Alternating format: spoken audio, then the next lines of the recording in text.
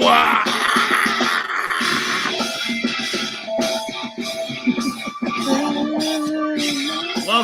everyone. Double O to PCP Deep Dive. We changed that name. The PCP Deep Dive, Pop Culture Pros, home of all watching of an insane kind. I'm your host, Jason, here today with some awesome people, some definite dream warriors in their own right, some top-notch serial killers by themselves. With me, as always, guy in the chair, man who puts this together for me, Eddie. How are you, Eddie? What's up, man? What's going on, man? I am dying to talk about this movie. I've been waiting forever to talk about this, so let's fucking go, man. Let's go. I'm hyped. Let's do it. Eddie is hyped. Jason over here is hyped, so we got a little Eddie versus Jason going on. And with us, as always, you like that? You like that? El Nino, Mike yes. Myers, the man who would definitely put on a blue mechanic's jacket and slaughter a whole bunch of people. Tim, how are you today? I love you guys. That's all I'm going to say. I love you guys. Jason, I love your beard. Fucking rocking my world right now. I absolutely love it. And El Nino is Spanish for the Nino.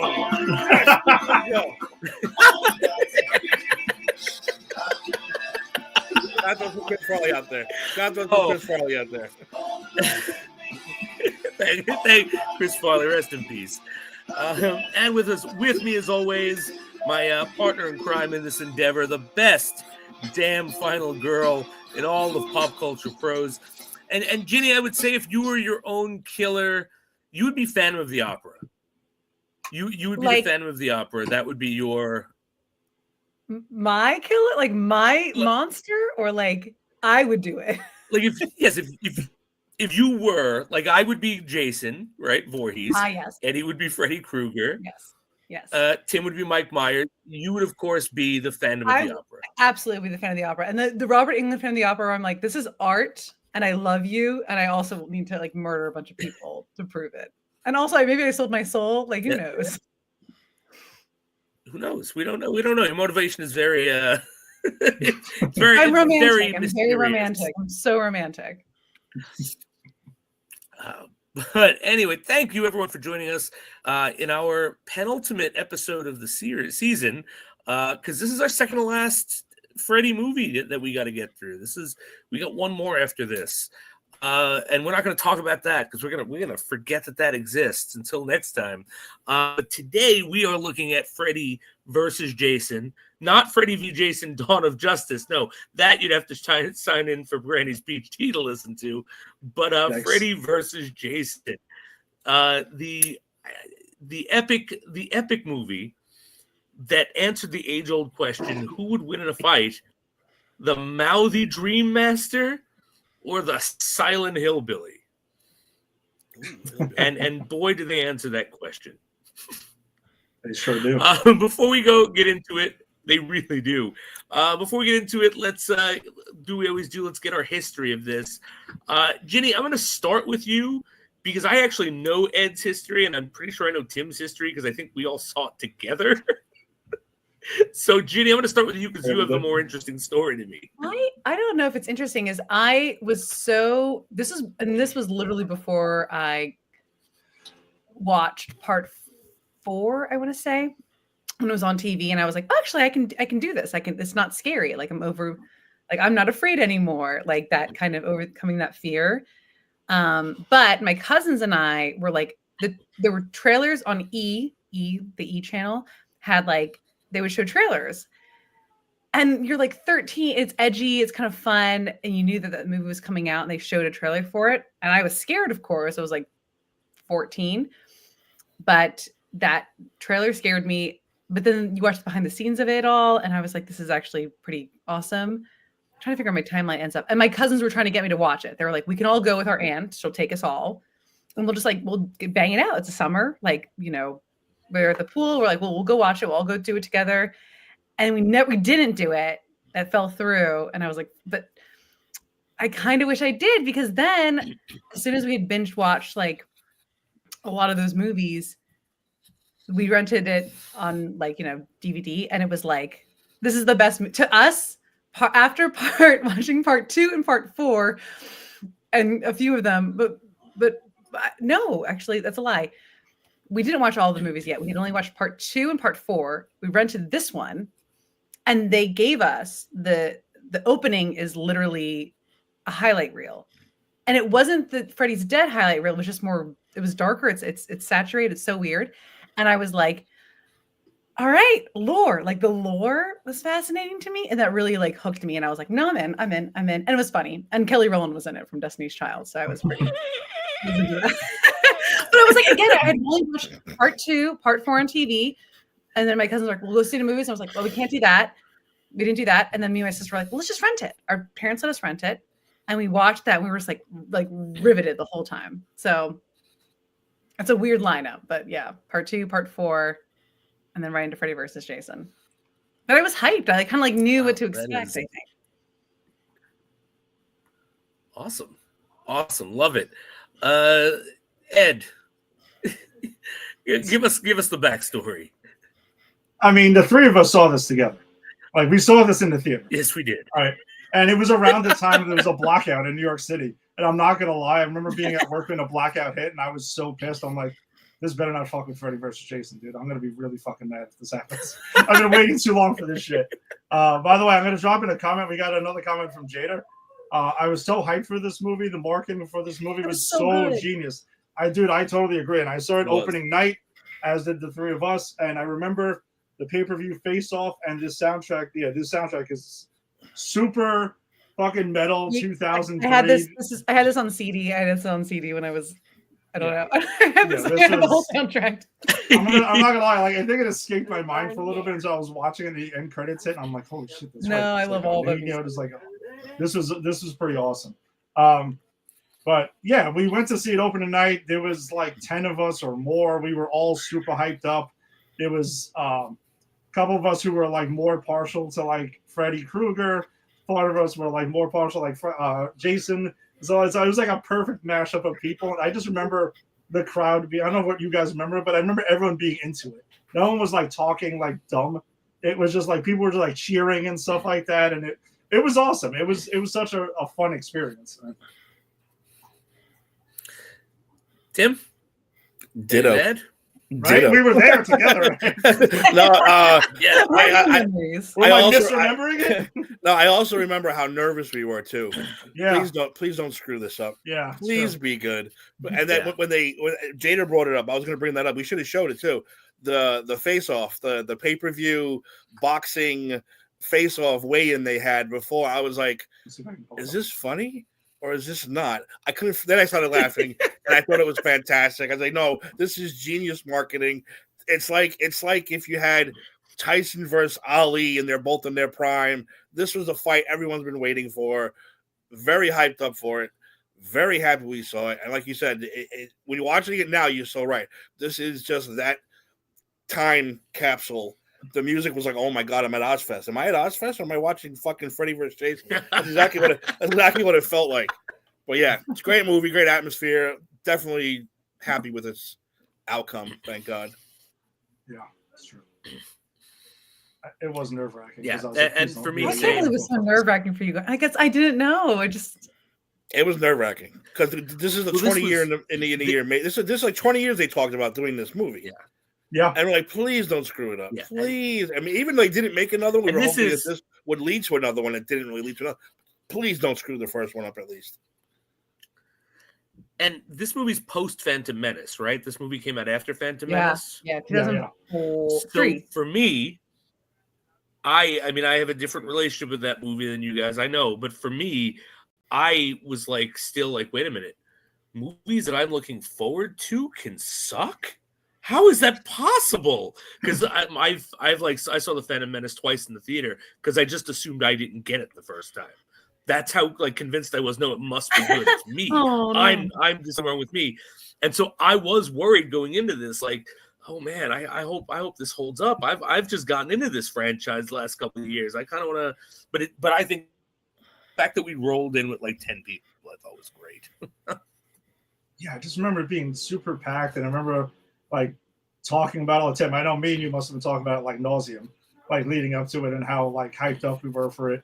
And Yeah, you know how you get your, well, who can win in a fight, who can do the, it's like, well, there's no way Jason can beat Freddy and this, that. Well, Freddy can't be. No, there's no way. And you start arguing over it. Like, well, this movie better answer those questions. And it did.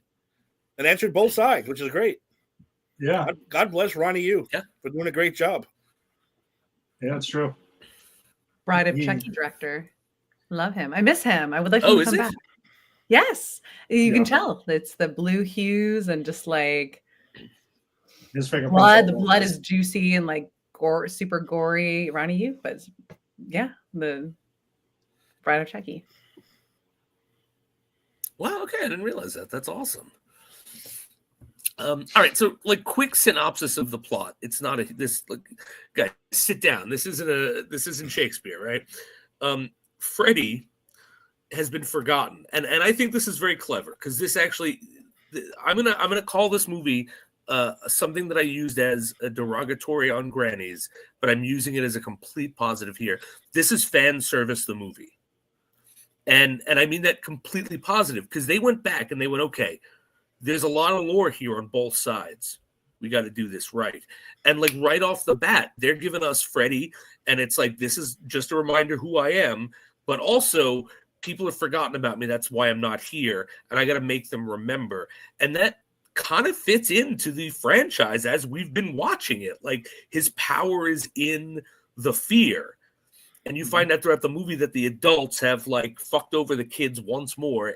Another fucking great Freddy trope to force them all to forget him. And so right off the bat, like the setting up with the lore and everything, I thought that was really interesting. And then we go on, he wakes up Jason.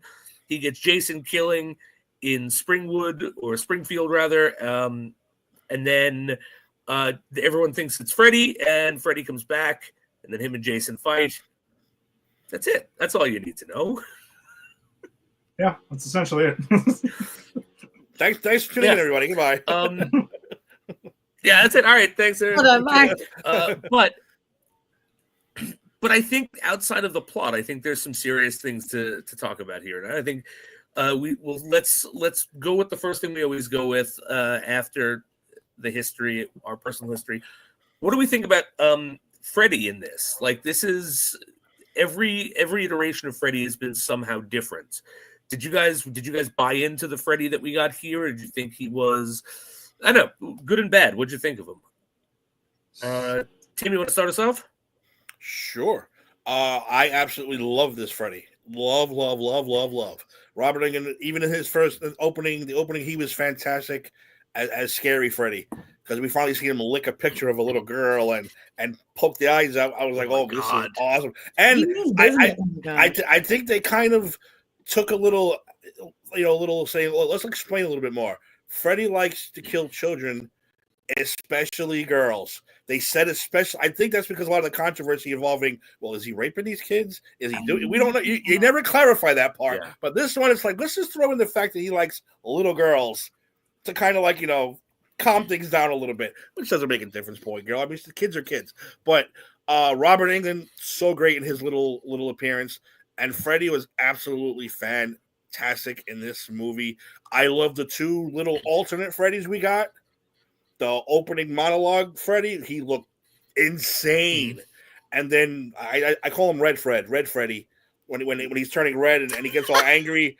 The demon, whatever you want to call him, Demon Freddy, Red Freddy. That was fucking fantastic. Yes, I absolutely love Freddy in this movie. It's probably my third favorite Freddy. 1, 3 in this one are my favorite Freddys. I absolutely love them. And you changed them twice in this movie, and it still didn't make a difference because he looked so badass. That opening Freddy, by the way, never been scared of Freddy except number 1. That Freddy scared the shit out of me. I was like, I don't like this guy. It freaks you out. It does. The opening Freddy, just in his mouth. Darkness. I was like, this is not. This is like sharp teeth. Something like that. Yeah. This takes you all the way back to 84 with the fucking the long arms and all that. That's fucking fantastic. Yes. I give Freddy an A+ in this one easily. I'll take it. I'll take the next one. I same. I love Freddy in this one. I think again, they distilled exactly what people liked about Freddy. We talked about like them missing the mark in previous ones, where sometimes he's a bit, a bit too wordy, or sometimes everything he says is a quip. But the way they do it here, it's perfect, because he's not just quipping. He's giving exposition. He's giving a bit, like, even smaller lines. He's giving insight into like what he is and who he is. The way that he interacts, like, you get a lot of his intelligence just based off of how he manipulates Jason.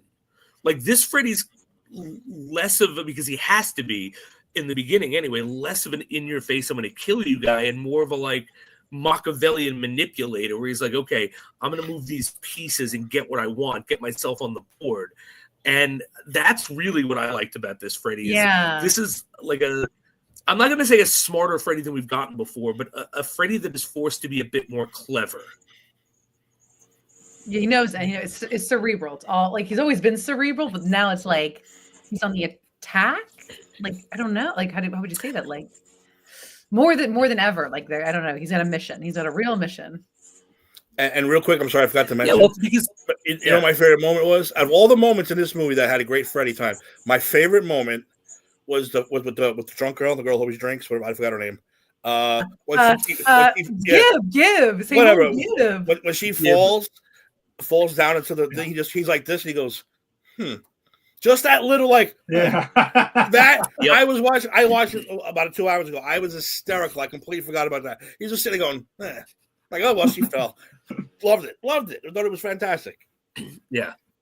And again, it's a more subtle thing, because we talked last time with Freddy's Dead, when 2 times ago, when he is doing that whole thing where he's torturing the kid with the ear thing, and he's like, and he's being like a cartoon. But here, you're right, it's very subtle. And that conveys it. Like, so again, they distill what was really cool about this character and kind of bring it back to, I think, what the fans wanted. But Eddie, Jenny, any of you guys want to jump in? Jenny, go ahead. I'll just jump in. I think this is like the scarier Freddy. It's also like, he is so, I don't know if it's like Robert Englund like had like a 10-year period to do it again. Like, he wasn't being Freddy, like, he didn't have a Freddy movie for 10 years till now. But he is like, he's not, I mean, he's funny a little bit, but he's not like goofing off. But also, he is also like, to me, as a girl, and also we say he likes little girls, but also the girls are all like teenagers in this series anyway, or like this version. He's the way he is with Lori, the lead girl, is so like, sexual. It's overtly sexual than any other movie. Yeah, like, I caught that. So second one, it's so crazy. And I was like 13 watching, going, this is like, I don't know. I was like, I don't know if you could do this. People would want to do this now, or you do it now. Also, again, I love Freddy. Like, I think I had a crush on Freddy kind of growing up. I don't know. This movie is so dark, though, in hindsight. Some of his lines, I'm like, there's no way we would do this now. Like, and it's not like overt. It's just like, geez.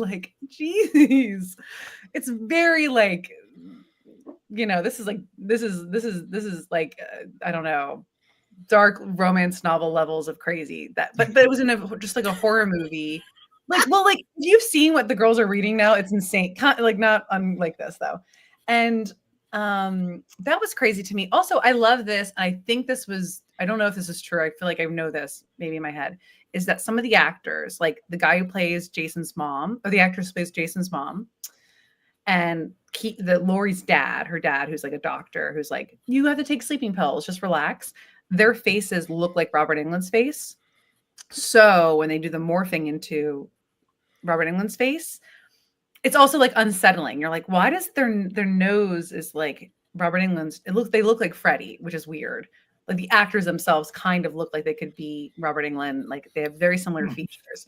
And the director did that on purpose, I think, to make it like, when they, it's off-putting, or it's like when they're trying to be like coddling or like, oh, sweetie, honey, you just need to like, it's like, you're like, have you always been Freddy? And so sometimes if it's a waking dream sequence, it is drawing. You're like, I gotta go. Okay, sorry. Like, but yeah. And I also watch a lot of Hallmark movies, like at Christmas time. And this was filmed in Canada. So a lot of the actors are in the Hallmark movies. So that's just like a little tidbit. So I'm always just like, you're in Freddy versus Jason. And the guy who gets folded up, he's in a bunch of them. Like, of course he would be. So bad. I love this Freddy. He's scary. He's like overtly sexual in a way that I like love. I think it's very fascinating, dark, and scary, and intimidating. He's not goofy anymore. He's very threatening. So that's it. This year on Hallmark, Freddy Krueger stars in Merry Christmas, bitch.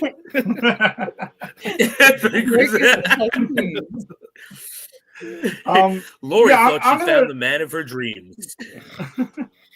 I'm going to echo a lot of what you guys had mentioned. I think this, and not taking out Wes Craven's New Nightmare, our complaints about like Freddy over 5 and 6, where he was becoming way over the top like a cartoon character, and then we, look back on it and we realized Freddy's Dead is where he literally became Bugs Bunny. Like he was not threatening whatsoever on any level, even in a dream sequence or anything like that. Like nothing. And they found a way they wrote him in a way where he is scary again. Like he is frightening. He is intimidating now. You're right. Like Jason, you had mentioned the one-liners like in Dream Child. I'm pretty sure like 95% of his lines are one-liners and quips. And he has real dialogue like to work with again. And the intelligence part is interesting because even when he has to go into the real world and fight Jason, like he actually is doing, besides his random elbow drop, which cracks me up every single time. But that was hysterical. It became a wrestling match for that moment. Briefly, and then he does a couple of like martial arts kicks and stuff, and I'm like, oh, that was from 4. So he kind of remembered some of the martial arts moves, I guess he had. Yeah, I'm gonna try to explain away all of it. It doesn't matter. But he is like when he's cutting off these like man torpedoes and he's firing these things at him and stuff. And even when he gets into an argument with Kelly Rowland, like he's just laughing and smirks is like behind you, and then fucking Jason takes her out. And you're right. The way he manipulates Jason is the fucking puppet master. Like. No pun intended. Like he really is like fucking with him. And then when you see the light go, like the light bulb go off, when he finds out what Jason's finally scared of, and really starts like literally burying into his brain to start finding that out, that is like master manipulation right there. Because remember the other kids, you can kind of see they wear it on their sleeve. All the other shit he did with them. This, he had no idea what to do with him, besides like just use him and point him in the direction he needed him to go. And once he finds out the water and the traumatizing, and then it's like, oh, wait, he's fucking with a kid again. Like he turns Jason back into a fucking like crying little child again. Yeah. That's crazy when you think about it. That's a great parallel. He's mean. He's so mean in this. He's obviously the villain out of the two in this. Oh yeah. Not that Jason's like. Oh, for sure. I guess not that Jason's an angel in this, because his kill count is way higher than Freddy's in this. But he is the villain of this movie. Well, Jason's like a pit, like an unchained pit bull. Yes. He just wants to kill you and go home. If he's in his house, what I was gonna say. Don't break into his house, and he won't kill you. You let him loose, and everyone's raving in a cornfield. Like, what do you think he's going to do? Exactly. Not get scared? Yeah. Like a shark in exactly. Shark in the water. Shark in the water. Shark is what he is. He's a shark. You enter the water. What do you think is going to happen? Don't blame the shark. The shark's doing what the shark is supposed to do, and that's how Jason is.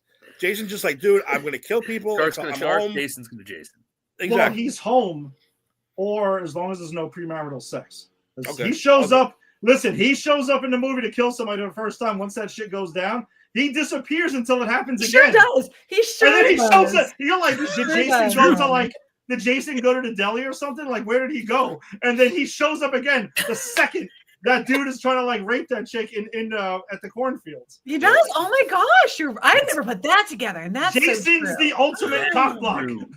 But we're like, oh man, I agree. That's kind Like, of mind blowing. Jason just feels that A, you should have consent, and B, you should wait for marriage. He just feels very, very strongly about that. And he died a virgin, so he's probably a little bit jealous. Oh, He's probably upset about it. Yes. I mean, listen, it furthers his hero. The way I see him as kind of the hero in this film. He's like the good guy. he is to the truth. He kind of is, yeah.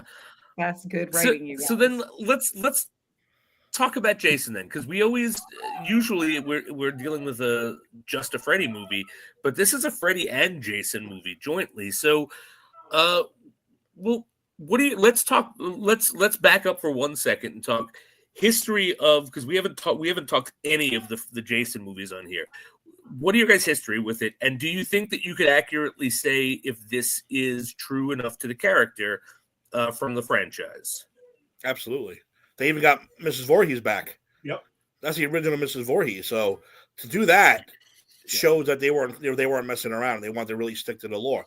And the lore that's what it is. They're not paying attention to this poor kid. I like that they added that he was being abused by other kids, that he was being bullied. Again, that also makes him the hero, kind of like you said, Ed, because he wasn't just a kid who drowned because they weren't paying attention to him. Mm-hmm. He was being tortured. He was being bullied. He falls in. The counselors are too busy banging to save him. He dies. Comes back something, mommy takes control, does what she has to do, and then he comes back after mommy gets killed. I love it. They stuck to the Lord, added just that little bit of the bullying, which I thought added to the character a lot. Well, Jason really remember, his mother in the first one gets revenge for what they did to her son. Mm-hmm. He only tags in to get revenge for his mother. And then because anyone who steps foot in Crystal Lake. Yeah, and then anyone who steps foot in Crystal Lake. Yeah, exactly. So it's kind of like if she didn't die, if she would have just completed her revenge tour and then went on. The opening scene of every Friday the 13th, I always go, "Why do you go back?" Every single time. Why? Because it's always the car pulling into the woods. Welcome to Camp Crystal Lake, and I gotta go. Why, people? Why do you keep going there? But hold on, but I was gonna say, like, in 6, which is my favorite one actually, is Jason Lives. I love Jason Lives. Jason Lives, yes. Because I feel like that's when and I'm sure Jason, we talked about this. I'm sure we'll end up covering that, but for Jason Lives is where that franchise became self-aware of what it was. Yeah. From the opening sequence with the whole James Bond thing, and he throws the machete and everything like that. Like that's when you knew like something's changed. But like the lightning hits the grave in that, but he goes after Tommy. It's a Frankenstein story, yeah. Yeah, kind of. Maybe he was happy to be dead finally. Yeah, maybe because remember, it wasn't Jason in 5. Spoiler alert, anybody out there. It was not Jason in 5. He was actually dead. He was dead from 4 to 6. Yeah. It was. Maybe Tommy waking up is like, dude, I was fucking sleeping. Now I'm real pissed, and I'm going to kill everybody. So he's just cranky from there on. Yeah, cranky baby. Look, Jason's just a big baby mama's boy. Let's be honest. Yeah, he really is. Even in this one, Freddy manipulated him. How did he manipulate him? He didn't know his weakness yet, but he knew mommy. He only did what mommy told him. I want you to go kill as many people as possible, Jason, because mommy said so. Yes, mom. I will go out and kill as many people as possible just because she said so.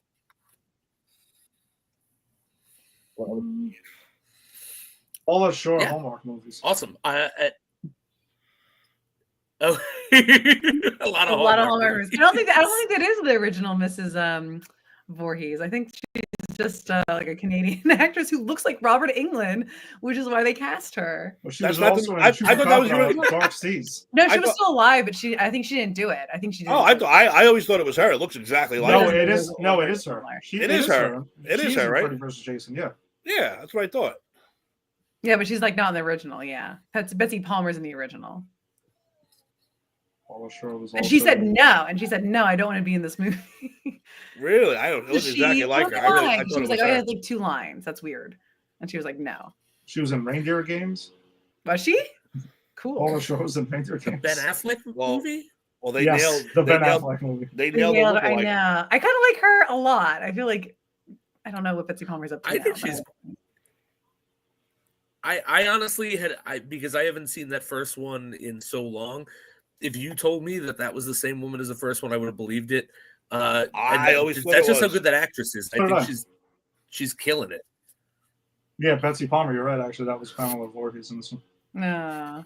I was like, but again, yeah, it's like, Right. That's But again, that woman, I see that woman in every Hallmark movie at Christmas. Oh, so many movies.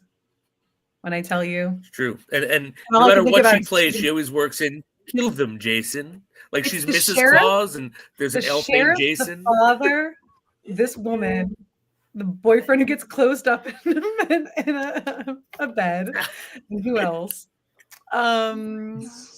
That's it for now. All right, so I think Jada, we it's can no problem. agree Bring that definitely. That's absolutely. That this definitely does do service. I think it does fair service for Freddy fans and Jason fans. Like I think they're like we can talk a bit about the lore, but we kind of touched on it. Like I think they did their homework, right? Like the Freddy lore, we don't get the Son of a Thousand Maniacs, which is fine, but yeah, but we get the Hypnostill. The hospital is the same Weston one. Hills. Yeah. Weston Hills, yeah, which I love. Yep. Yeah, there's a lot of connections too. So But I mentioned it when we did Dream Warriors. There's a lot of Dream Warriors lore in this film, for sure. Yeah, absolutely. And the whole thing, again, with the kids being forced, because you find out like the main boy is sent there because he saw Freddy killing his girlfriend's mother, but it was Thought like, it was his looked like father. her dad did it, but her dad was trying to stop. Dad had Yeah. Freddy got the mom for and- what reason? We don't know. Unclear. He was killing the I mom. don't- Freddy killed the yeah, mom, I and mean, he thought I'm it was not he sure. thought it was the dad. The dad covered it up somehow and was just like, "You're not well, son. Go to my hospital and take the Hypnocell." And his friend did it because his brother definitely died by Freddy, which I always thought was like another movie, and it's not. It's just this own weird universe where the other crazy friend, his brother, but like it looked like a suicide. It wasn't a suicide. Freddy got him. Remember that? I love that plot. I love that the friend and his brother. So I think if we're going to connect that though, right? Because Jason, I agree with you 100%. Like the writers of this movie definitely did their homework, and it comes off as like they were fans of both franchises and like really were meticulous about a lot of things. So I think if we were going to, for our purposes, we can connect where the last time we saw in canon, Freddy's dead. Remember, like Springwood was decimated and empty and all this other shit. And remember, they did away with all the children and stuff, and it was only some random parents with Tom Arnold and Roseanne Barr that were walking around and stuff. So you would imagine that so that was 1991. This is 2003. So over the 12 years or so that I guess they somewhat repopulated and found a way to just continue him to be forgotten. I know we just talk about canon. Sometimes I don't want to talk about Freddy. Freddy's dead is like not in my. No, but I'm just saying, like for our purposes, we're going along with this, right? So, but I don't think I don't think they step on their own toes, though. I think there's enough there. You don't have to like spoon feed it to me for what it is, Jason. Go ahead.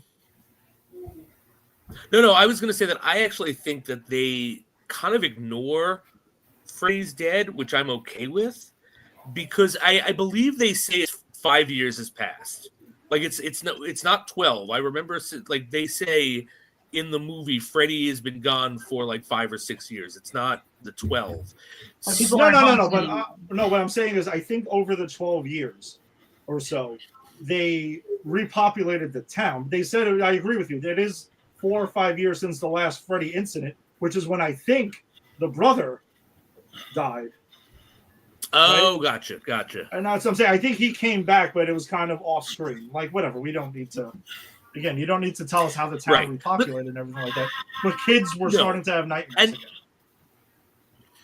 Yeah, and I would have been completely okay with him just skipping over Freddy's dead, to be honest with you, because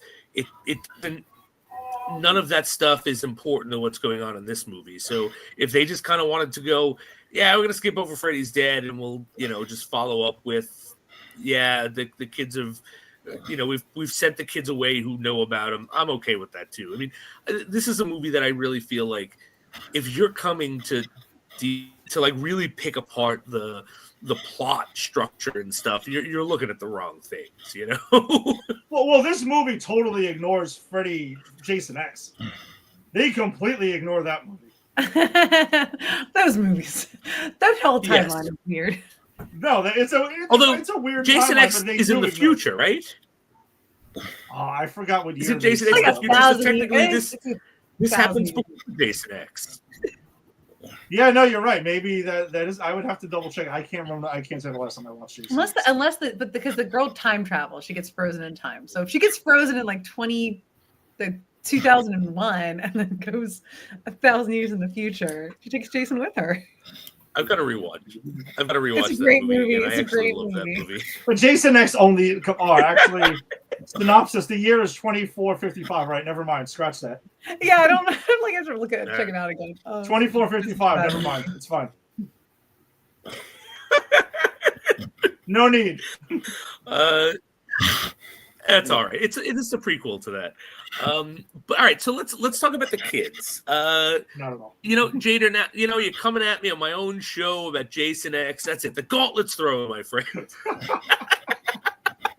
Oh, Jason X came out 2 years before this, and it literally just to retain the rights. So New Line had to throw something together. Movie. But guys, you cannot tell me that there is a better movie sloppily thrown together to retain the rights that you've ever seen. That is the best movie ever made to retain the rights to something. Superman. No. Superman 3 and 4. Come on. Now we're getting Fantastic Four. Fantastic Four. The second one. Fan Four Stick. Ghost Rider: Spirit of Vengeance. Punisher: Warzone. Those are all. Sorry, Jason X above all of those for me. There's a common theme here. By the way, we got to give a shout out to the older brother. We all know who that is. The legendary Scott Farkas. He had yellow eyes. He had yellow eyes. As soon as I saw him, I was like, Scott Farkas. I love it. It's so good. Cry, baby. All right, so let's get into the kids and the kills. Yes. Do you guys have any kids or kills you want to talk about? Or should we go in order? Or?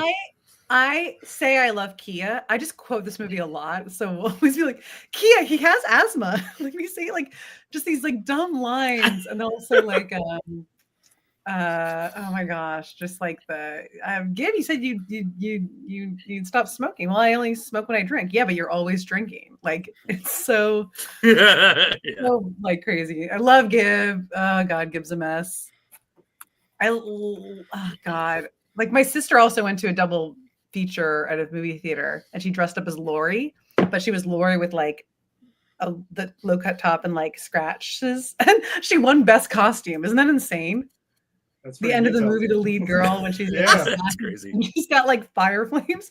My sister, I have to show you a picture, guys. But I think everyone's a bit annoying. I love the friend who is like, he's acting like in a different movie. He's like, don't you remember why they kept us here? He's like so passionate and so good. I'm like, calm down. This is like a Freddy versus, like, you don't have to go this hard. Oh, like when he shows up at the school. I know. It's like time freezes. And a spotlight comes down, and he gives this monologue with such fucking angst. There's a lot of exposition. Oh yeah, so red. He's like, yeah, funny they never mentioned that. He's like, make friends, coffee, drink, make friends with it. You're like, it's so good. Yeah. He's so intimidating. Yeah, he has a lot of. The best part of that for me because that is one of my favorites. But the best part of that scene is right after when he's like, I think Freddy, the more people know about him and they're afraid of him, the stronger he gets. And his friend is like, you mean like tell him the whole school? And he goes, nah, he has this mode of what the fuck did I do? I'm glad that they at least acknowledged it within the film. Because outside of that, you've been like, what is going on right now? And then he's like, oh shit, maybe we should get out of here. We ruined this whole town. Let's go. Like they had a good plan. They had things on the wraps. I just fucked everybody over.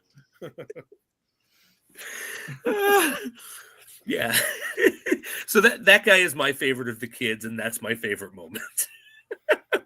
He's like, oh man, I screwed up. I love him.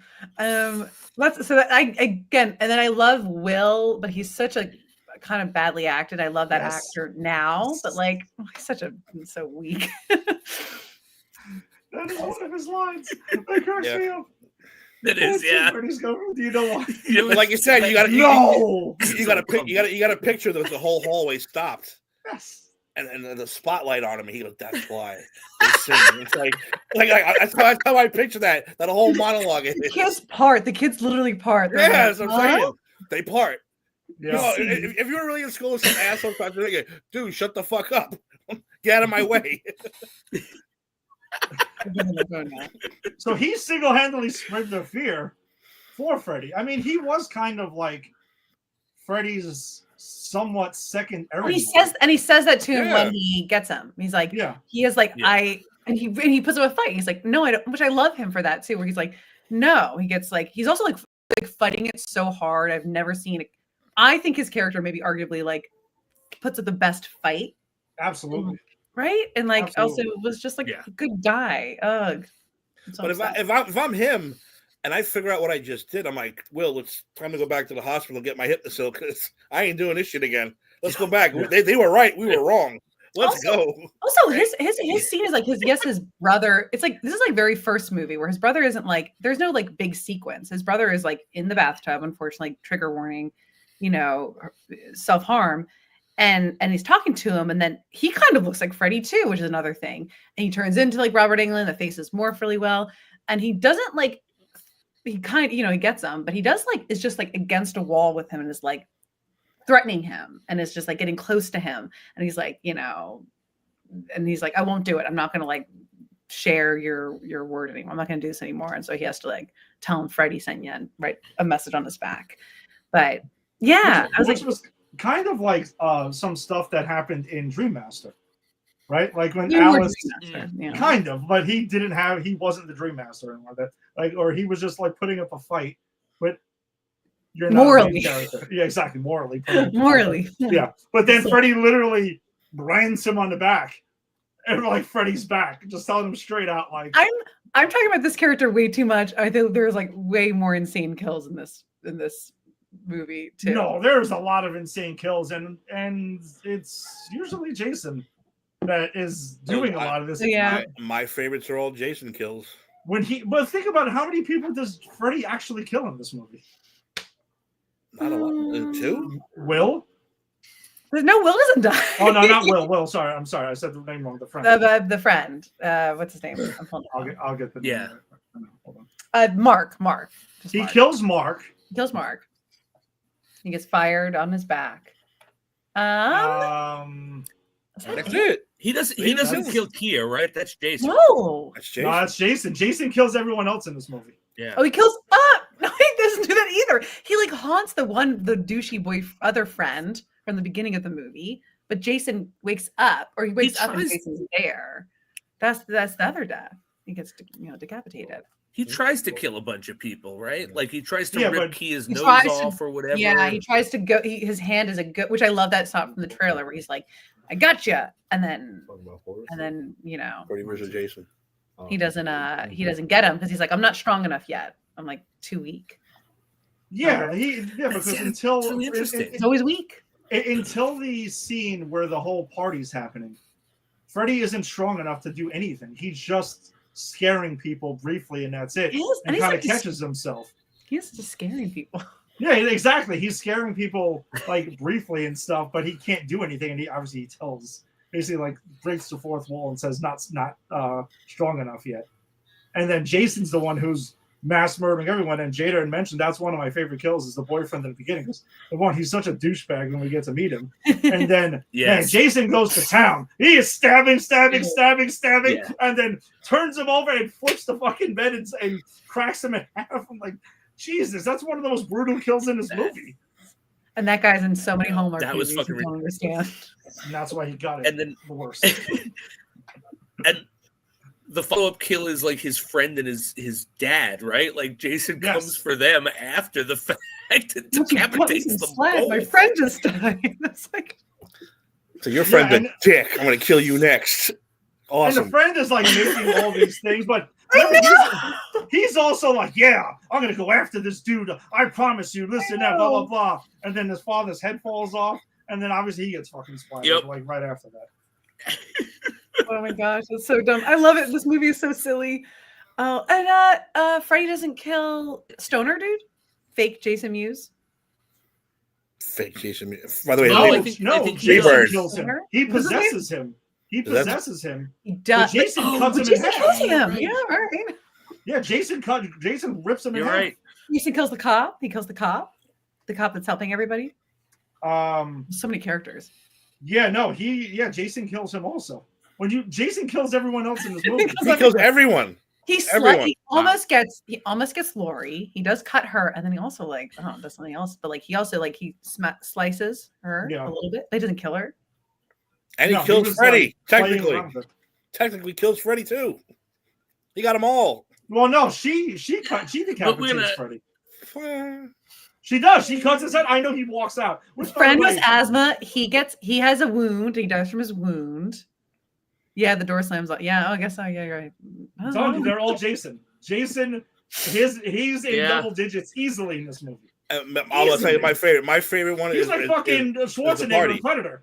My favorite's The Party because it's so classic 1980s Jason.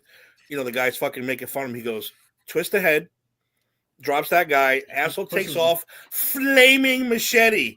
Not just a regular machete, flaming machete through the guy.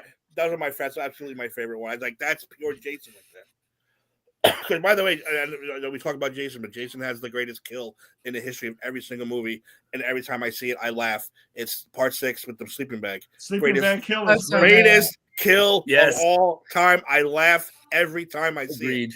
And it's acknowledged in Jason X. Yes, it is. As an Easter egg. Yes, it is, which is fantastic. Yes, it is. Those are my favorites. I think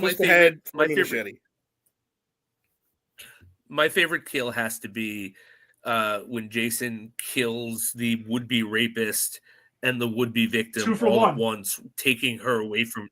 Yep, because it's one of those things where it's like, clearly I don't want this woman to get fucking raped while she's passed out, right? And clearly I don't want her to be tortured and killed by Freddy, and that's what he's doing. He's fucking really messing with her. This is going to be his this is my kill. I'm back, bitch, you know? And then, but and I don't want to see her killed at all, but at least she doesn't get raped. At least Jason kind of intervenes on that.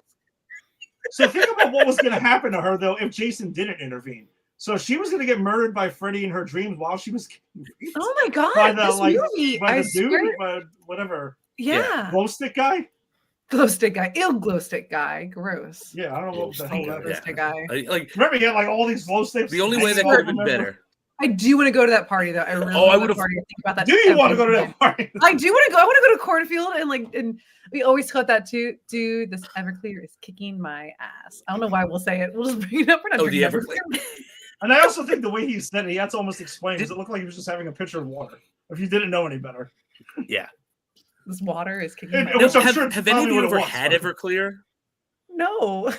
No, I have not. No. Why? Does it kick your ass? I of course have. Of course I have. You have it's one of those things that you have. Oh, it kicks your ass. You have to cut it with something, or you could go blind for a bit. Oh my god! It's that overproof. Please give me some now. Oh my god!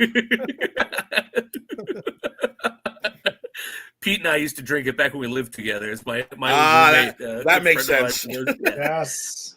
You didn't have to say that. I wouldn't know right away. He had the He had the Everclear, I had the absinthe. One night we hit both bottles at the same time. No. The fact that you're alive after living with him is shocking. You know that, right? Dang, I can take these now. Oh shit! I have something in my notes here about Freddy. Freddy, what? I have something in my notes about Freddy that I forgot to mention. Just briefly, when we get back to the kids, the fact in the beginning of the movie, when it starts after Freddy does his massive exposition of his own origin and yada yada, when the Jason part kicks in, and the random chick is jumping in the water, skinny dipping by herself, and yada yada. Mike, is that you? Yeah, which we know we're in now we've transitioned to a Friday the 13th movie. That's all a dream of Jason's, maneuvered by Freddy. Yeah. Freddy knows exactly what Jason would be dreaming about and seeing that. And the thing is, like, Freddy basically, not that and again, I'll play along with the plot and everything. So he basically knows what a Friday the 13th movie stereotypically looks like. He's taking bits and pieces, yeah. Absolutely, but I think it's hilarious. But I think it's hilarious that the movie's self-aware to know, like, now here is the random Friday the 13th opening or movie. Here it is, and this is what Jason dreams about. Gratuitous boobies. Yes. Swimming at night. Yep. Yes. Right away. For no reason. Falling down after running. Exactly. That's it. It's all. He checks all the boxes. Something I do want to call out for this movie too, along the same lines, is when we get Freddy in Jason's dream torturing him as a boy in the water. If you notice, all of the counselors are literally trying to fuck each other in public. And because it's so over the top, where it's like, oh, this was little Jason's, like, his impression of what was going on, but clearly they weren't like trying to fuck each other like in front of each other in the cabin. It's like clearly this is heightened, and so I thought that was really clever too. It's so surreal and so then scary and also morbid. And say again, like, I have not seen this in a horror movie since, I feel like, even like we were really edgy in the 2000s.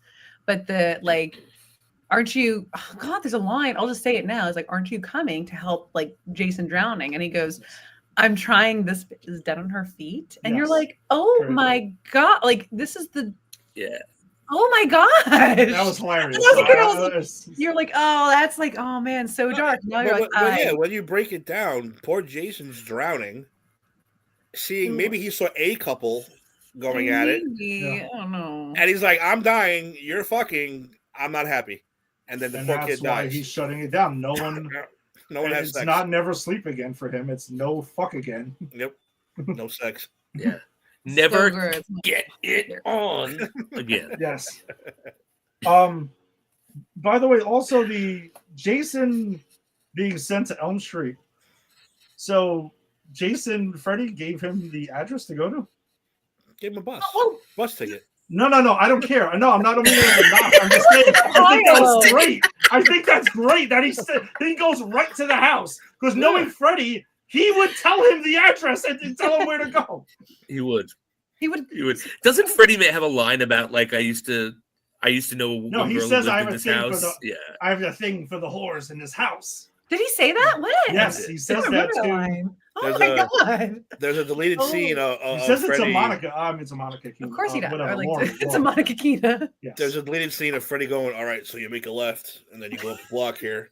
And Jason's like, you don't know left. You got to make a left right here. And I'm not going to say I didn't think about the logistics of this when he sends him from wherever the fuck he died in New Jersey.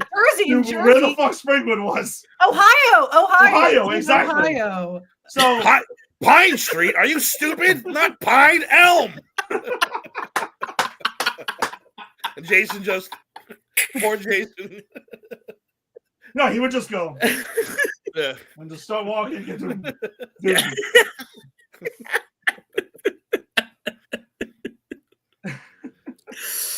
Oh God! Now I want to see those are random that things that are like deleted scene. Hey, we're also talking about the same character that went, from Crystal Lake to Manhattan, and Jason takes a ride on a boat. Yep. Okay, but like we don't. You mean Jason? No, but we know Jason doesn't. Jason takes Vancouver. We know that. It's not for a couple of scenes.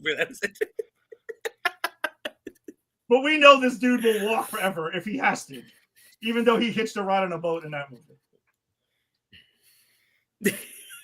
I know. I want to see Jason hitchhiking, like. Like, so where are you going? Because you know some asshole in a fucking VW van will be like, let's pick him up, man. Let's pick him up. Let's pick him. Dead. Hey, You're man. all dead. Where you going, Ass, man? grass, or gas, man. And some of the little things I also did want to mention was like in the opening New Line logo in the beginning where we get the typical Nightmare on Elm Street theme that starts off most of them. And then it goes into like I remember first seeing that and was like, oh my God, like I got goosebumps. Me too. Like, I was just like, this is so fucking cool. This is actually happening. This is happening. And they do it again when they show Elm Street, like the sign when he arrives there.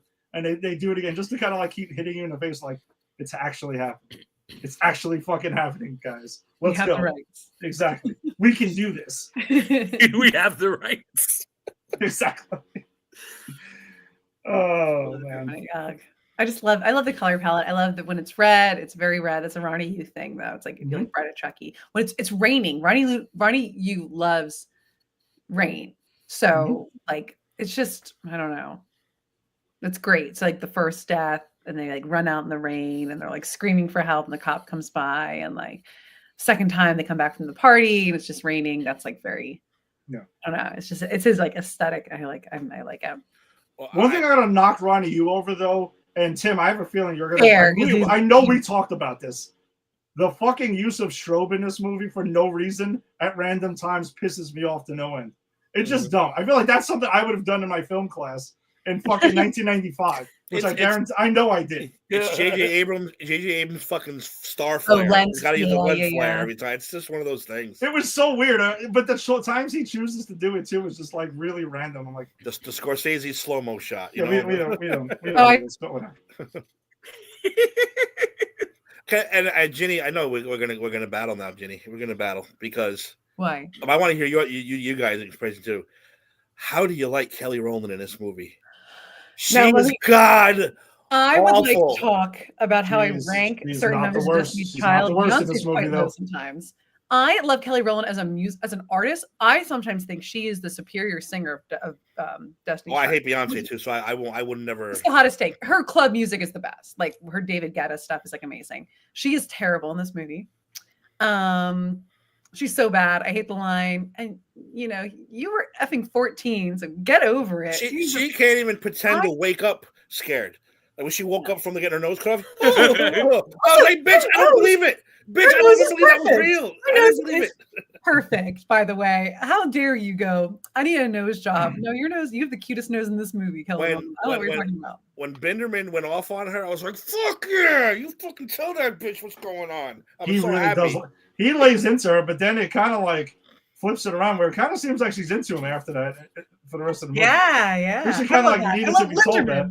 Linderman. But when she's all, oh, look at you. And I was like, please kill her. Please kill her fast. And again, another great kill because it's kind of like Freddy and Jason kind of teamed up for that one little 2-second kill, which was awesome. She's awful in this movie. I don't like the way she looks like. I don't like her styling in this movie, but I love her music, like her solo work. More than Tuesday Night. No, I love Tuesday Night. I knew it.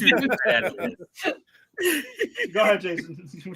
I actually would say I didn't like her kill. Not that I didn't like her kill. I didn't like the circumstances surrounding it. Like, oh, I'm just gonna sacrifice myself out of nowhere. It's like it was very out of character. I didn't really like that. But I will also say that she has my least favorite moment in this movie. And that is, and I misremembered it. And so I remembered Freddy saying something really racist to her. And he kind of does it a little like, because how sweet fresh meat, dark meat, which is a take on the fresh meat. Now, I didn't necessarily like it, but it wasn't as bad as I thought.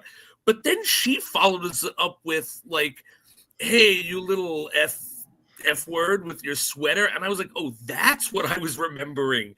That was the hard slur that was thrown. And It's not a good hated conversation that. all That's what around. faults. We'll say. Oh yeah, and then she starts talking about he's like compensating and stuff with the knives, and then she calls them butter knives and stuff like that. And that's what I thought. Like it's great the way that because he ends it with just like smirking and like pointing behind you, and then Jason just he fucking takes her out. Exactly, dude. If we're talking about bad acting in this movie, come on. Listen. Jason Ritter is next level.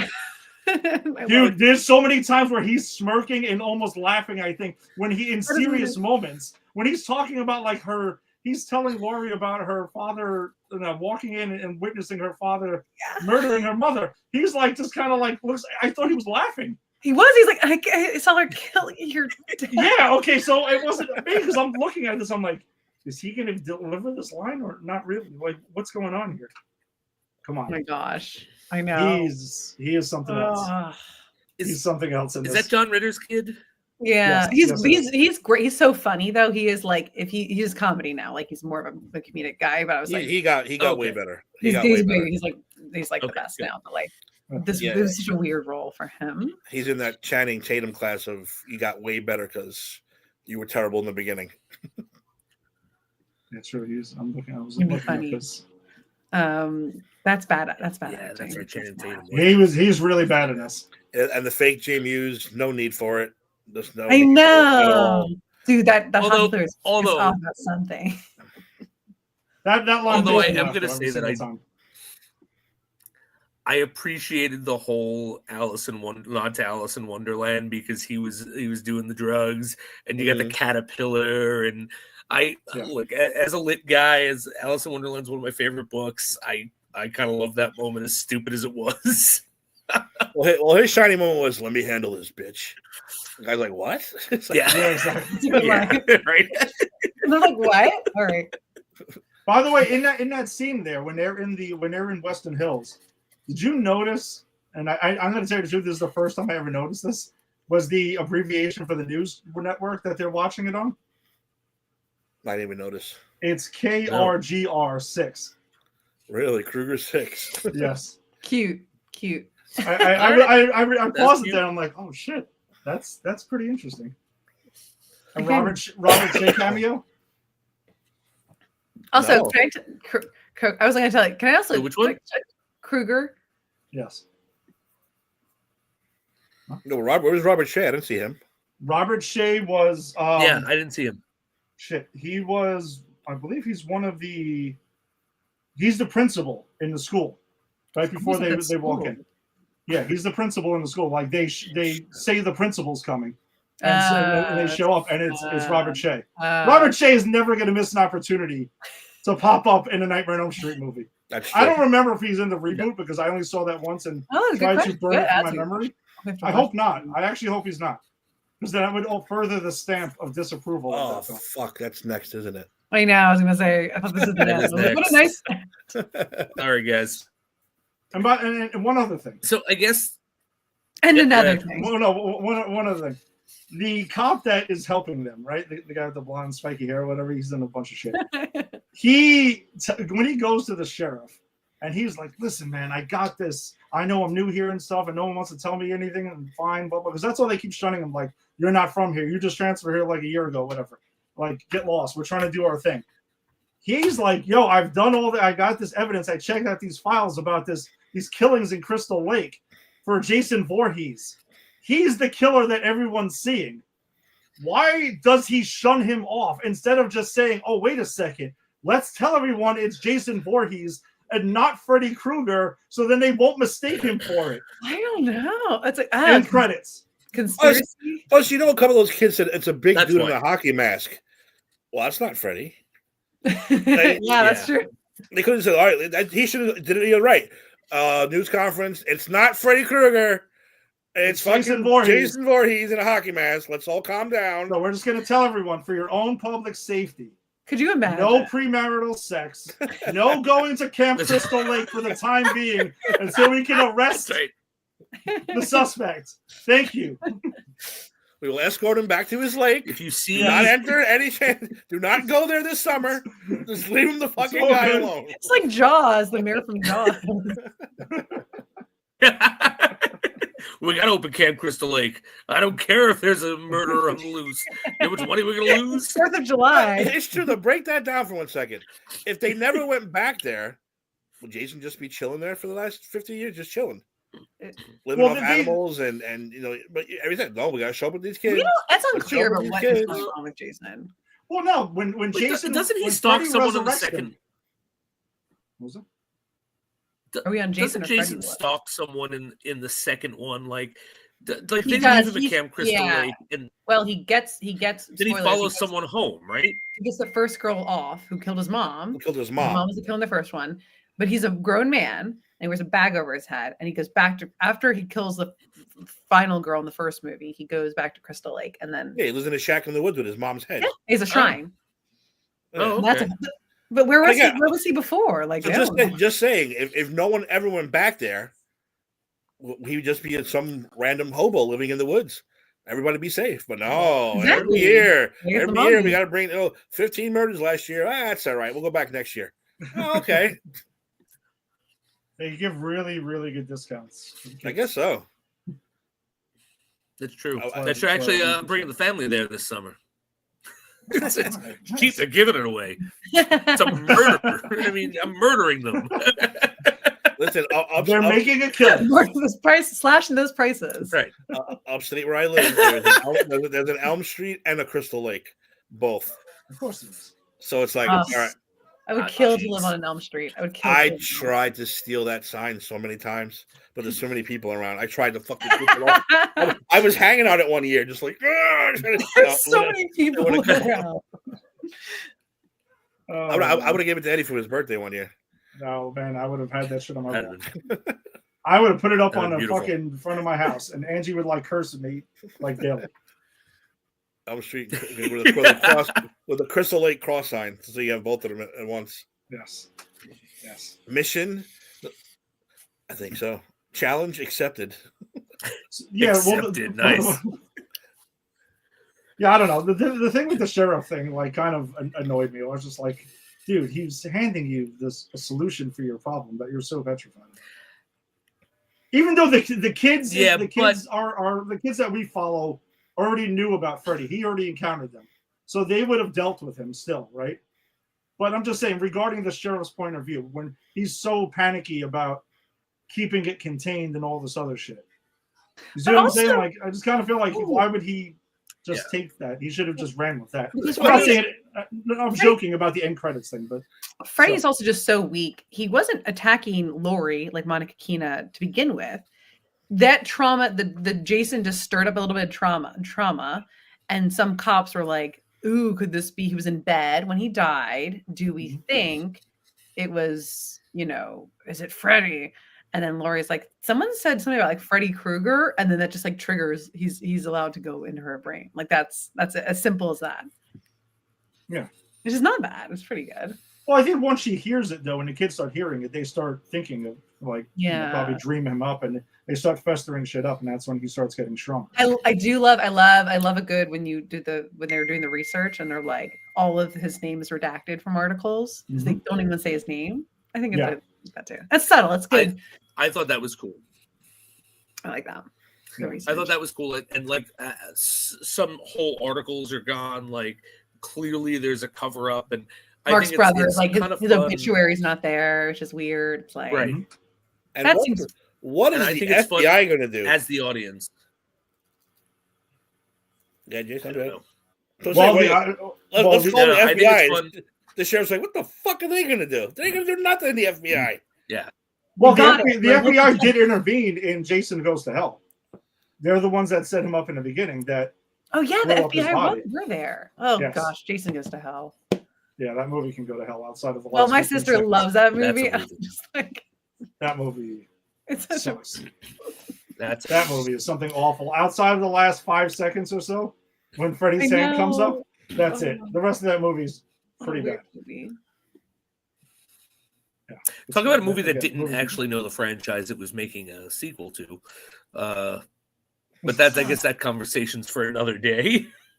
Yes, down So- the line somewhere. Anything left in your notes before we get to the final question of who won this match, Freddy v. Jason? I just gotta go. I do love the soundtrack. What? I want to go party in that cornfield. I've partied in cornfields. It's all right. I like the. I mean, no, I've never. I want to party in a cornfield so bad. The dream sequences pretty cool. Like I like that. I mean, I guess I don't know how subtle it is. I have to feel like I really have to compare it. Where it's just like your friends just start acting a little weird and say something out of color, and you're like, "Huh?" And you're in a dream, but it's like it's They're much more subtle than the rest of the franchise. Once they started picking that up, once 3, 4, and 5, and 6, I guess, is when Freddy started manipulating people's dreams to their likes or dislikes. There's not a lot of that except for what he does. Well, I guess the Kelly Rowland thing with the nose, the nose bit, and what he does to Jason. Exactly. Yeah. What he does to Jason is the meat and potatoes. You're right. Everyone else is pretty subtle. Even when Laurie falls asleep and they're talking about sacrificing the virgin. I know. So weird. That's or even her first sequence where she's at the police station and she's walking around. And you're like, oh, this is clearly a dream. But at first it's kind of it's just her head, and she wakes up. I'm like, that's kind of interesting. I like that too. They did 2 or 3 times where you weren't sure if they were awake or not. Right. That's a nice nod to the franchise itself. It wasn't just overly advert. You're so she picks her head up well, shit, is she sleeping? Is she awake? We don't know yet. We got to find out. And it's also just she's not sleeping. She's just oh my gosh, what was his name? Yeah. And then then she just dozes. And also the girl with the eyes. I know that was scary to me. That was pretty scary when I was obviously 14. I was horrified. Yeah, Jader's commenting here. Love the scene with Laurie and the little girls and her eyes ripped out and drops of blood. Yeah, that looked really cool. And again, I thought that was also the very early 2000s, mid 2000s. And also we never see video or something. The kids hurt really or in peril. It's just well, he did it to kids, and you're history. Okay. And then I don't think the remake touches on that, but I was in this one there's clearly a girl, their eyes messed up, and you're oh my gosh, that's dark. That was so dark. Yeah, the thing with the kids moving made me think of Harry Potter, actually. With the pictures moving and how they come to life and stuff. Yes. Hey, I have a question to pose all 3 of this right now. Yeah. So see if you agree with me. I think they would be natural enemies. Jason does not kill children. He had plenty. Remember, it's part 6. He could have killed that little girl. He could have killed so many. He doesn't do it. He kills teenagers and adults having sex, breaking the rules. Freddy is a natural child killer. Yes. I think this is a great fucking mano a mano thing. Where I think you could have fucking milked this on for another movie or 2. You got one who won't kill children. You got one who kills nothing but children. Until obviously he dies and comes back and kills them. I think that's a cool little thing. And then Michael Myers will kill anything that moves. But that's a whole other franchise. That's a whole other franchise. Yeah, and it's also one I don't know. I'm glad that they never incorporated Michael Myers into this, because I kind of feel I don't know, it would have been out of place. These two are so more over the top. And yes, I know I'm talking about Michael Myers, and I know where that thing went. But it just seemed these are way more supernatural than Michael Myers is. He's way more grounded and down to earth. It would have been stupid, and Chucky would have been completely pointless in this. There's no personality to Michael Myers in a way. I don't think there's a lot of personality, which is fine. I mean, is there a ton of personality to Jason though? I mean, yes, there is. He's a puppy.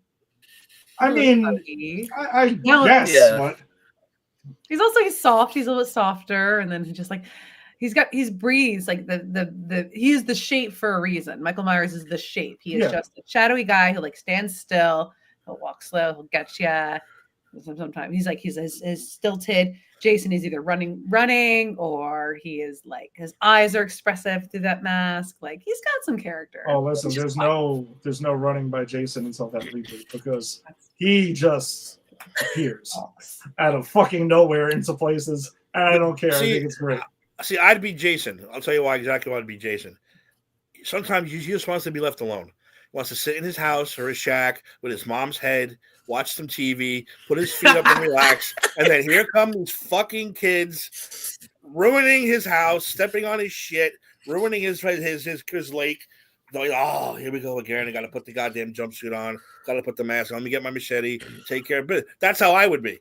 Just leave me alone, and everything would be fine. That's kind of how it is in the reboot, though, is it not? Yes, Yeah. I love that reboot. So do I. So do I. I think that is highly underrated. Like if you could interview him, if you sat down every one of these killers and interviewed them, Jason would be like, dude, leave me alone. But why'd you do it? Leave me alone. Just leave me alone. That's it. I told them to get off my lawn. They didn't listen. Yeah, exactly. I just had that. Freddy would give you a fucking soliloquy and 7 quips. I just had that lake fucking cleaned out, and these assholes are having sex in it and pissing it. Get out of my lake. So you think he like skims Crystal Lake and stuff? And, like, like chlorine maybe and stuff like yeah. Wow. Got fish in there. He goes fishing maybe. Stupid kids to ruin everything. I can see that. That's how I see Jason. Then Freddy just Freddy's psychotic and Michael is just he's the worst of the worst, I think. I mean, I will, Jada. I would argue with you about Jason Lives, but 2009 reboot is pretty awesome though. I haven't seen that since we saw it in the theater. I never watched it again. I have to watch it again. Dude, it is basically a greatest hits of like the first couple, and they kind of gloss over. Well, not gloss over. They give you an abbreviated version of the first one in the opening credits, kind of like Incredible Hulk did for the Hulk origin story. And they kind of just was like, all right, we're going to get past that because we know nobody's going to sit through a movie of the mother killing. They want the guy in the hockey mask. Let's do it. Plus, they kind of go through the hood, and then he gets the hockey mask. Yeah. It's pretty smart. It's great. And well done. And I told Jason that I think next time, when we wrap this up, we should definitely do our ideas for we know it's inevitable. Nightmare on Elm Street, there will be another reboot. Oh, God. We know it's happening. I just wonder if they should do the same kind of thing for that. Maybe a greatest hits from the first couple. Look, we know. Well, actually, we know Robert Englund ain't not the second one. All right, Robert Englund's not going to do it. He's too old. No, it's not. We don't need to go down this road. Whoever is Freddy should have to go through an extensive 6-week Freddy Krueger, Robert Englund fucking camp. Learn the posture, learn the way he talks, the way he moves, everything. I have a choice, but maybe I'll say it later. For who I think might be something of a but like you don't know. Well, homework for next time. We should all come up with somebody. There's got to be somebody. My head. All right. We'll come up with that for the next time. And it can't be Jason Gordon-Levitt. Question.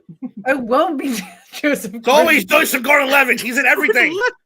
Kevin Bacon. Oh my God! That's not a bad choice. Wow. Bacon. Also Hollow Man. Jada, that's too many Footloose jokes. Too many Footloose jokes for that remake. Oh man. Let's cut loose, bitch. Listen, at one time it would have been Christian Bale. We know this. Oh my God! But now, do I come into your nightmare and fuck it up? I'm trying to work here. I'm trying to kill kids here. Exactly. All right, Jason, you were going to say about the fight now, the main event. Yeah. So the main event. Who do we think won this fight? Jason or Freddy? Jenny, you want to start this one off? I think Jason won because I root for Jason in this movie because he is, man, I don't know if we went like, again, talk about some of the things Freddy has to do. He is like the villain. He is like the villain. He's the antagonist. Everyone's a villain. He's the antagonist. The hits they're taking are pretty bad. I just think Jason, the kids are rooting for Jason at the end of it. Like, our lead. So I'm like, I think Jason wins. Everyone's taking the hits.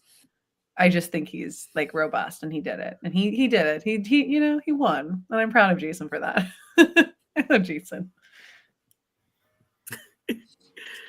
Tim? Well, obviously, round 1 went to Freddy. He can't beat him in the dream world. And round 2, obviously, went to Jason. Who won? Oh, I'm going to have to go with the guy who was left standing. There was only one guy standing at the end of the movie, and it had to be Jason. Did he win? It's like Apollo Creed said, I won, but I didn't beat him. Oh. Let's put it that way. Oh, I like that. Let's just put it that way. And oh, by the way, Jason's puppy-like descent into the water really disturbed me. But okay.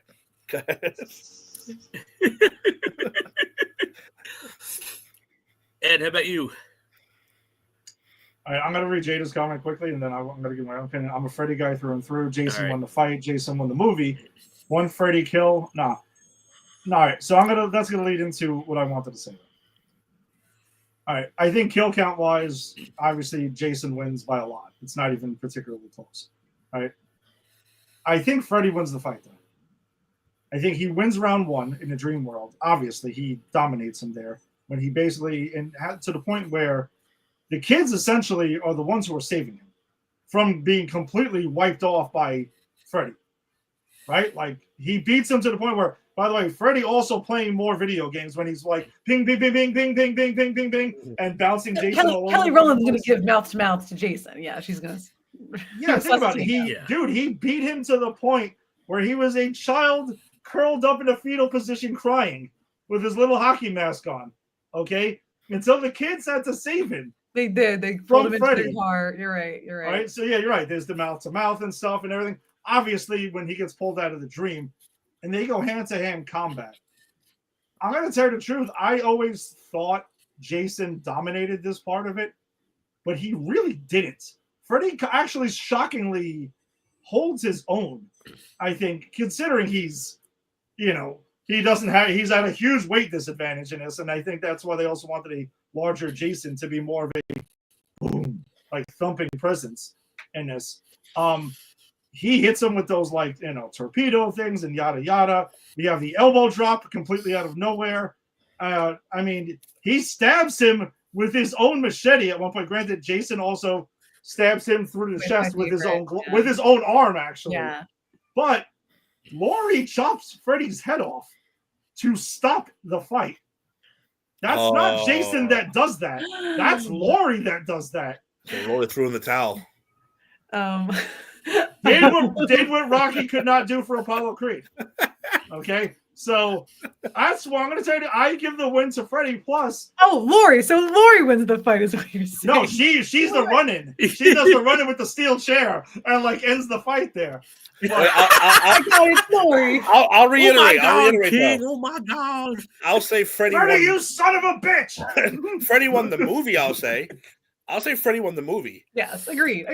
But out of the fight itself, I'm still going to go Jay. But the movie, absolutely, Freddy won the movie because Freddy won our hearts. He was the catalyst for the entire thing, and like you said, manipulated Jason from day one, which was great. No, but I do think though, I'm saying, really thinking about it and looking at it meticulously now, without the kids intervening, Freddy wins this in a blowout.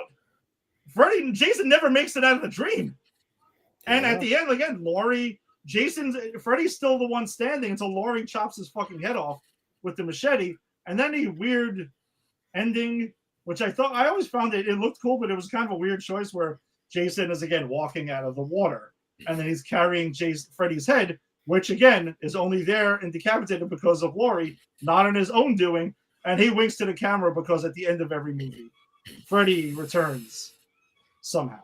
And is back by the end of the movie. He's back and fine before the end credits. And Jason's like, your head is going to look great next to my mom's. Probably. He's like, oh, you want to imitate my mother? Are you going to be next to her forever? You look just like my mom. Yeah. So that is my thoughts. I actually do think Freddy wins this. All right. So I'm going to agree with Ed. I think Freddy won the fight, and this is why. I'm going to. A lot of things Ed said, I echo. It's the fact that Freddy would have been done with Jason in that first dream, and even when Freddy gets pulled out of the dream, he's clever. He's using his intelligence. He's holding his own. But the thing that really drives it home for me is that ending, which never made sense to me until I rewatched it the other night. Because that ending indicates that Freddy has gotten Jason to bring him back into the dream world. If you remember in the beginning of that movie, we see Jason in his dream going to that same shack in Crystal Lake, going up that same body of water with a body. So the fact that he's got Fred's head and Fred gives the wink, that's not like, oh, okay, I got to make everyone happy. That's, oh, he took me back where I needed to be. This bitch cut my head off. Yeah, and this idiot brought me back to the dream world where I am going to manipulate him to resurrect me again. And that's kind of what the ending looked like to me, because, again, we were there in Jason's dream in the beginning of the movie, and now Freddy's doing something he can only do in a dream. Because if you remember, in all the times that Freddy came back, with the exception of Freddy's Dead, he's been pulled out, in Freddy's Dead, he's pulled out of the dream and killed, right? And I guess that's the true in Freddy 1, but we go back into the dream, which this is kind of shadowing, right? Like, yeah. Okay, we pull him out of the dream, we kill him, but he's gotten himself back in the dream, and this time with Jason. And the fact that he's manipulating Jason to bring him back to the dream is what makes me proclaim Freddy the winner. I like it. Yeah. Wow, we actually were 2-2 on this. Woo. Interesting. We were. It's tied up. A lot to think about. A lot to reflect on. Kind of like the sequel to this that we never got, except for in the comic book form. So weird. I want to watch it again. Freddy versus Jason versus Ash, right? With JR commentary. Oh my god, that was just, dude. That movie. JR commentary. I want to watch this fight again. Freddy, you son of a bitch! Yeah, right. JR calling it out. Oh my God, Freddy, King! Freddy. She took out the machete. She cut his head off. Or you get Jesse the Body Ventura like pumping up Freddy because he's the heel here and everything like that. He is the heel. What a great elbow, McMahon! You've never seen an elbow like Freddy Krueger's elbow. There goes Jason. Strength, power, determination. Of course, Lord Alfred always wins. Oh man, dude, come on! How awesome would the movie have been? If it made the Survivor sense, Series would be Freddy Krueger, Dusty Rhodes, The American Dream. Who have other? Oh no, we could have got a Freddy, the African Dream. No, we got a Team Freddy. Would have definitely had like Chucky on it. Team Jason would have had Michael Myers. And you could have had Pinhead with Team Freddy, right? Yes. Let's see. More realistic killers with Team Leatherface. Jason. Leatherface is with Jason. Leatherface is definitely a Team Jason guy. Yeah. Wow, that is. And then who would the fourth members be? Team. Oh, Candyman could be with Team Freddy. Or it could be with Michael Myers, and then you have Leprechaun and Chucky together. Oh yeah, that's right. They have them face off. Yeah, you're right. Oh, the Leprechaun. Yeah, don't forget the Leprechaun. You gotta get all the. They had like 10 movies, so. I mean, one of their sequels. That's a series franchise. We should deep dive. Space. Everyone goes to space. Freddy never went to space. Freddy never went to space, so technically, he really didn't jump the shark. Pinhead went to space. Leprechaun went to space. Yeah. Chucky didn't go to space. Michael Myers didn't go to space. Yeah, but we really did need the Freddy versus Jason versus Ash film, which I know that that was supposedly the follow-up, but they couldn't get the rights straight. Come on. If we got that movie directed by Sam Raimi, oh my God. That would have been, wow. I think that'd been fun. You'll see something good. That would have been, man, next level right there with this whole thing. But Ginny, you had mentioned, though, like in the comic book, which I do need to find a way to get my hands on for less than $200.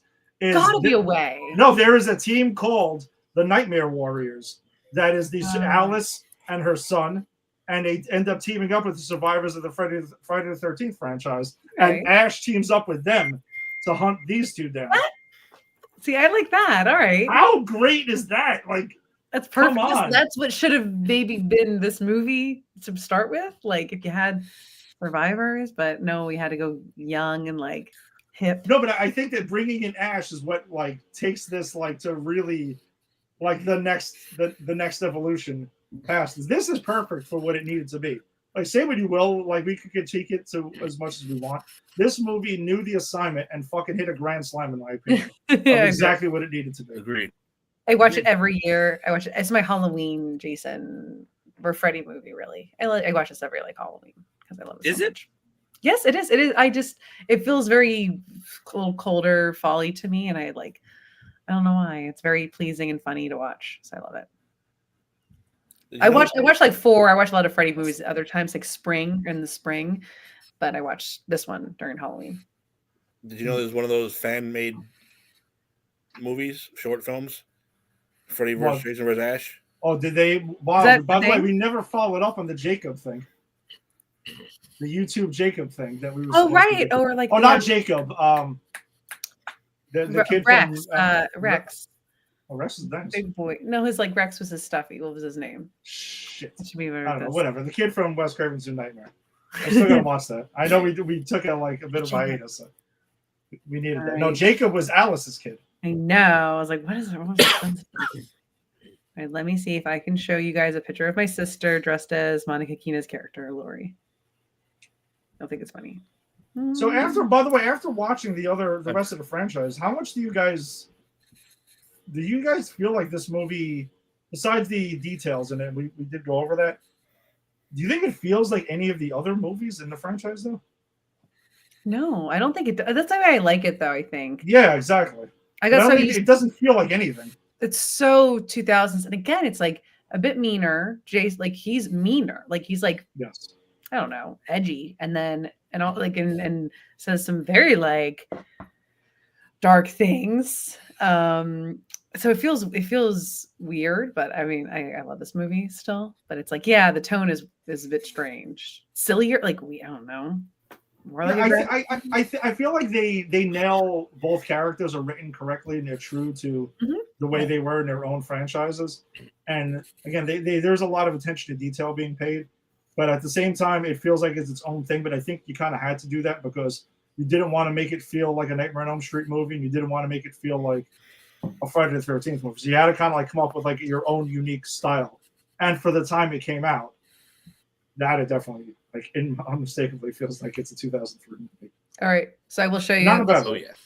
This is my sister and my friend Kevin at the screening. There's like a costume contest, and she won. Nice. And this is her costume. She's Monica. Nice. Oh yeah, she's really really funny. like the details. People were like rooting for her, and I was like, "This costume is not iconic." It's interesting that he chose not to do the masks because I think the Freddy masks are always. It's really hard to find one that I think is like good. Good. Now it's like again, I haven't even seen no. Yeah, it always looks like a mask. Yeah, like the one I even have is like it's. I like it, but it's not like this is like the best one you've ever seen. That's why I'm trying to learn how to do the makeup for Terrifier. Jax wants to be Terrifier next year, and I said you can't wear the mask though. The mask doesn't let you do the smiling and stuff that he does in those movies, which is the creepiest shit about it. We're all trying to learn how to do the makeup and make the nose so he'll look like that next year. Yeah, me and Steve were Freddy and Jason one year for Halloween. I actually had both costumes. Oh, really? Yeah, we were. It was like to Angie's house party and stuff like that, and yeah, because I had like both of them. I saw the mask and stuff. Oh yeah, no, we were. It was early on, so she wasn't gonna like totally like kill me for that one, but she let it pass. Now it's different. Oh yeah, no, now she would definitely let me have, but she knows that they are in the house though. It's still there. It's never going away. Yeah, I was trying to find a picture. All right.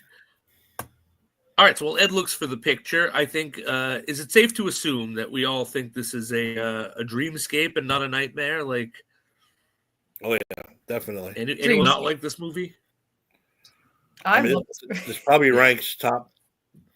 I mean, if it's a Nightmare on Elm Street movie, it's top 3, top 4. If it's Friday the 13th, it's top 3, top 4. Either way, wow. It's the top of the franchise, which way you look at it.